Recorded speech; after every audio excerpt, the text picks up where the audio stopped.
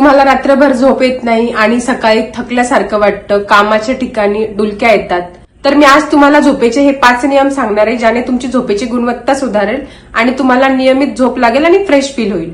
तर पहिल्या नंबरचा नियम आहे ठराविक वेळेत झोपणे आणि उठणे. तर काही दिवसांसाठी जर तुम्ही 10 वाजता झोपले आणि दररोज सकाळी 6 वाजता उठले आणि तुमचं जर का हे सातत्याने तुम्ही चालू ठेवलं, तर तुमच्या बॉडीची एक सार्केडियन रिदम सेट होईल, तुमची बॉडी क्लॉक सेट होईल आणि तुम्हाला नियमितपणे 10ला झोप लागेल आणि 6ला तुम्हाला सकाळी जाग येईल.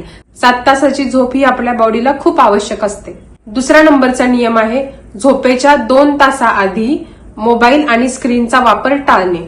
मोबाईलच्या प्रकाशामध्ये जे ब्ल्यू रेज असतात त्याने आपला मेंदू जागा राहतो आणि आपल्याला झोप येत नाही, झोप उशिरा लागते. त्यामुळे मोबाईलचा वापर हा टाळणे.